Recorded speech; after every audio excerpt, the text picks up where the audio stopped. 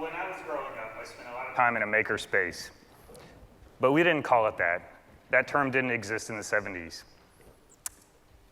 My brothers and I would spend time building, creating, sharing ideas and knowledge, teaching each other things, and then showing off our products to whomever would listen or look at it. But the space, not a makerspace, we called it the garage. And we didn't really think of ourselves as engaging in some kind of larger cultural trend or movement. We just thought of it as being kids. But there's something really special about my early years in the garage that I think are mirrored in today's makerspace or maker movement. And that is this idea of autonomous learning. So what is autonomous learning? Well, clearly autonomy is involved. This is a feeling of learner control and choice, a sense of freedom and volition. But that's not what I'm going to talk about today. What I'm going to talk about is something that I think is just as important and often overlooked, and that's the support, autonomy support. So what are the conditions that enable learners to make choices and feel control? What are the environments or situations like that lead to that sense of freedom? Well, my autonomous learning started very early. 1976. I loved looking through the Sears catalog as a kid, page after page of toys, fashion, go-karts, Mickey Mouse beanbags, popcorn makers, those vibrating football tables that never seemed to work the way that you expected. But as Christmas '76 rolled around, my attention was focused on something else, tools.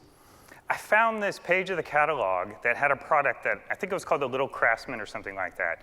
Kid-size hammer, kid-size saw, a small workbench, child-sized tools for the little carpenter, I think it was described in that way. This is the thing that's going to change my life. So I told my parents, this is the thing, it's going to change my life. Probably didn't use those words, but Christmas 1976 came, and I didn't get the little carpenter toolkit.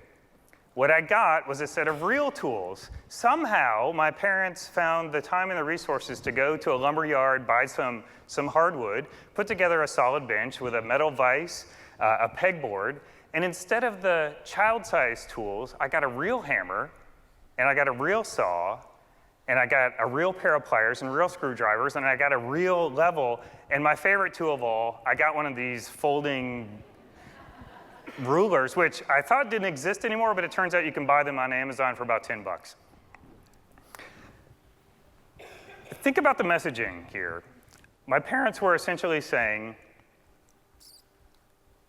we see that you're interested in exploring a new domain. We want to support that in a way that goes well beyond how you're currently thinking about it. We kind of want to see where you take this. So lesson number one up with autonomy, autonomy support involves real tools, not fake tools. So where did I take this? Well, a couple years later, my family was living in San Diego at the time. We were close to the ocean. I love the ocean. I love fishing. I love watching the surfers. I love swimming. I had this brilliant idea. I'm going to build a boat. Not just any boat. I'm going to build an ocean-going vessel. So I grabbed my tools, and I went to the garage, and I found a piece of wood, and I made some cuts. I found a dowel rod attached to mast, found an old T-shirt or some kind of cloth and made a sail. I hammered nails around the perimeter of the boat and tied a string around it so the imaginary sailors wouldn't fall off the boat into the ocean. I was a pretty thoughtful kid. I was looking out for other people. And the next time we planned a trip to the beach, I took my boat with me. So we headed there in our giant station wagon. I got out of the car with my boat, walked over to the waves, approached the water, got about knee-deep into the water, set my boat down. It wobbled, it flipped over, and it started to sink. Not what I expected. So I righted it. I got it out of the waves, and I set it down, and I tried to stabilize it. Same thing, over and over and over again. This was a lousy boat. It turns out that while I was thoughtful about the sailors not falling off the boat into the ocean, I wasn't quite as considerate of things like buoyancy, center of mass, density of material, stability. Turns out these things matter when it comes to boats. Now, my dad's an engineer, and my mom grew up in a farming family, and they did more designing and building and debugging than most of the engineers I know. I suspect they knew that my boat wasn't going to fare very well in the ocean. but they didn't intervene. And when I tell people this story, their response is usually, oh, that's really sad. It's kind of cruel, actually, right? I mean, that's mean. But I don't remember this as a sad story. There were no tears. There was surprise, sure. When my boat went down, I was a little surprised and confused, but that quickly turned to my kind of scratching my head and saying, that's interesting. I wonder why that happened. And then after about 2 minutes of that, I was off swimming with my brothers, and it didn't matter. So the second thing that's really important with autonomy support is it takes real choice, even if that choice leads to the unexpected result. My parents never told us what to build. Building a boat was my idea, and when I decided to build a boat, they didn't tell me how to build it or what the right answer was or what a proper boat looked like. I was able to make those choices, even though it led to, well, unexpected boat sinking. So when I get to college, I'm expecting big things. I had been through many years of gradually gaining skills, more sophisticated tools, more sophisticated choices. At some point, my father started an engineering company, and he paid me $2 an hour to work in the lab. Looking back, he was probably breaking some child labor laws or something. Then again, $2 an hour, that's about the going rate for a graduate research assistant, so not a big deal. But I get to college and I think, okay, I'm at big state university, all kinds of resources, all kinds of opportunities to build on the skills that I've gained up to this point. I'm gonna do some serious exploring here. Real choice, real tools, right? Well, I get to my engineering labs and I see a lot of stuff that looks like this. And if you're not familiar with what this is a pre-designed, pre-built lab kit. Someone else put this together so that college students could come into an engineering lab, sit down for 2 hours, turn knobs to specific positions, record data, and leave and do some analysis. And I looked at this and thought, not what I expected. And I'm not saying that you can't learn anything from this type of setup, but I would suggest that if you're interested in the things that we've all been hearing about in the last couple of days, things like creativity and intrinsic motivation, self-regulation, inquiry, open-ended problem solving, collaboration, maybe real-world context, this might not be the best approach.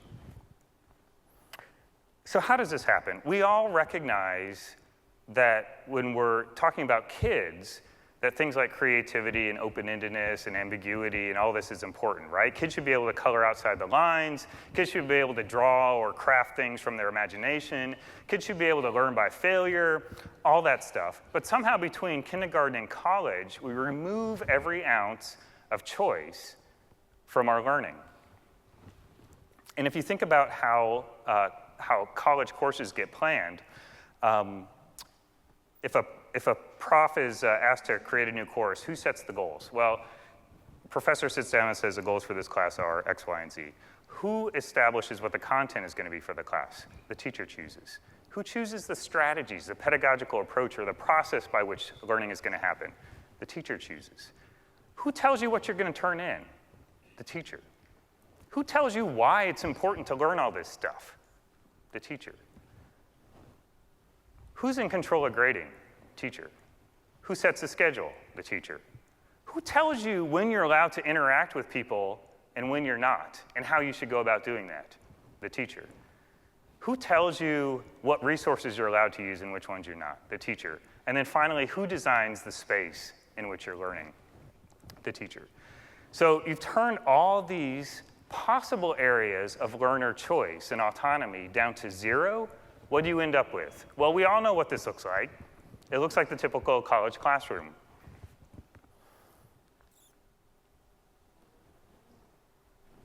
There is another way.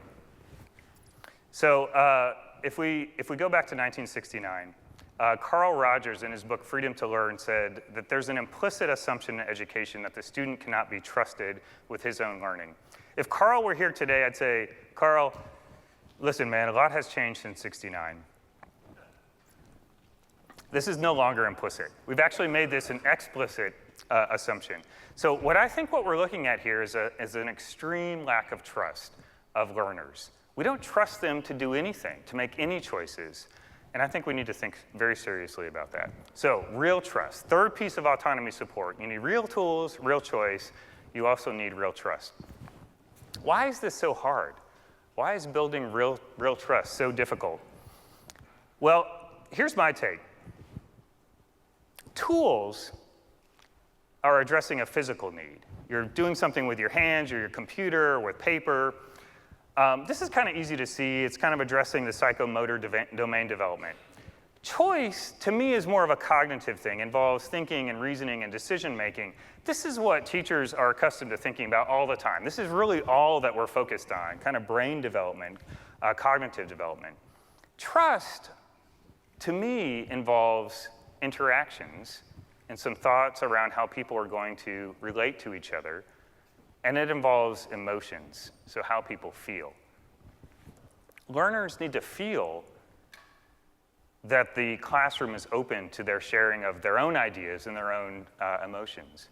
Learners need to feel a sense of support from and care from their instructor. They need to feel like their peers are listening to them. They need to feel like they can actually, they're safe to express themselves. So real tools, real choice, real trust. Where do we go from here? We've got all these systems in which these things don't exist. I have a plan. What I think we should do is we should find a bunch of people who have incredible power and incredible expertise. So we're talking about administrators at really influential schools. The people who know, great knowledge.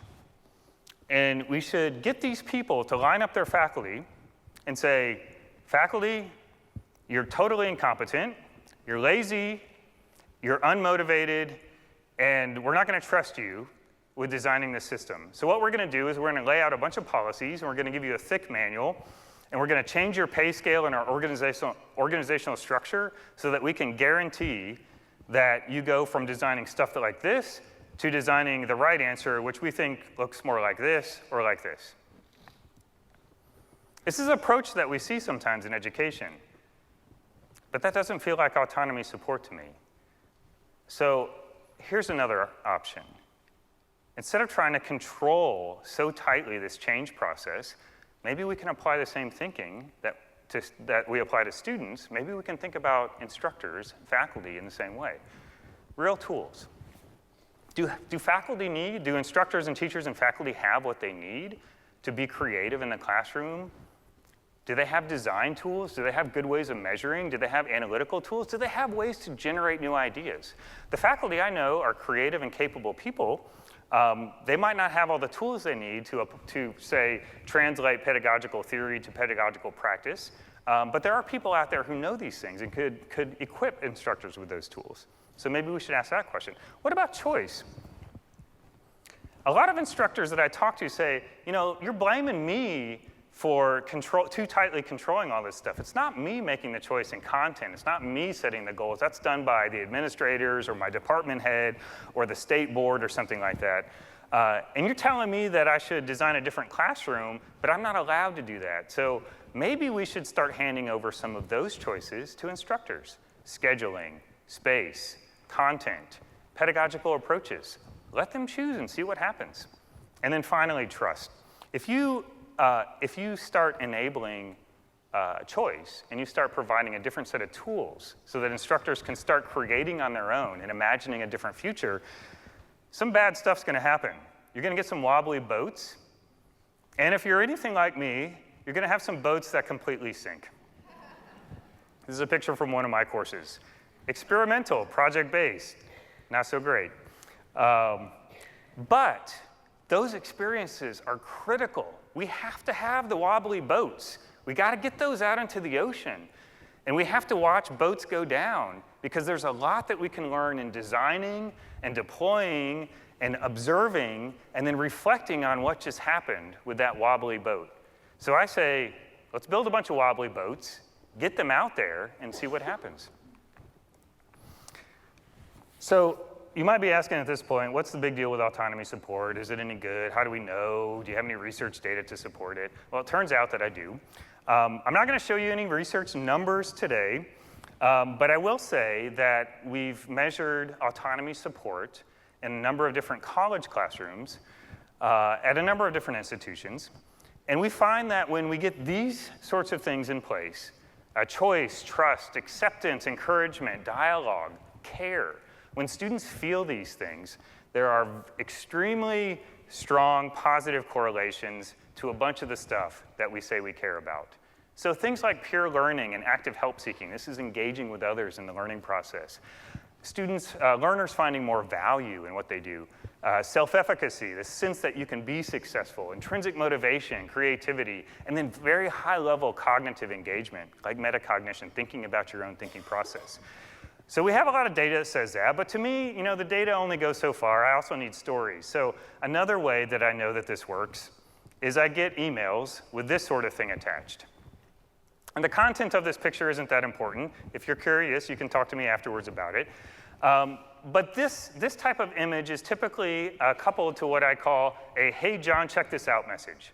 And it goes something like this. It's from my students, and it goes something like this. Hey, John, check this out. We were having some trouble with our project, so we decided to get the team together and head up to the lab to do some more analysis. Those are choices. So we sat down on the scanning electron microscope, and we collected some X-ray data, took a bunch of images, decided to look at some of the defect structures in our materials. So they're using tools, real tools, not fake tools. And what we found was really surprising and interesting, and it caused us to ask all kinds of new questions, and we were really excited because we think this is going to help us get to the end of the project. We thought you might like to see this too, and we're wondering if we could come talk to you tomorrow. That's the trust.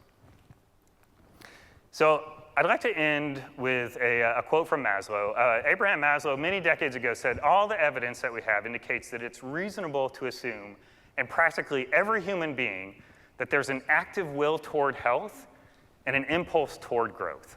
I believe this. I've seen it. But I also recognize that oftentimes we create for ourselves and others conditions that aren't particularly supportive of that active will toward growth or that impulse, the active will toward health or the impulse toward growth. So I'd like you to think about yourself, look around, the people you work with, the people you engage with, and ask some questions. Are there some tools that we're missing here that might allow us to engage more effectively in learning? Are there some choices that we're not allowing ourselves to make or not allowing others to make? And is there a way to build trust so that we can all collectively get to a better place of exploration and transformative growth? Thank you.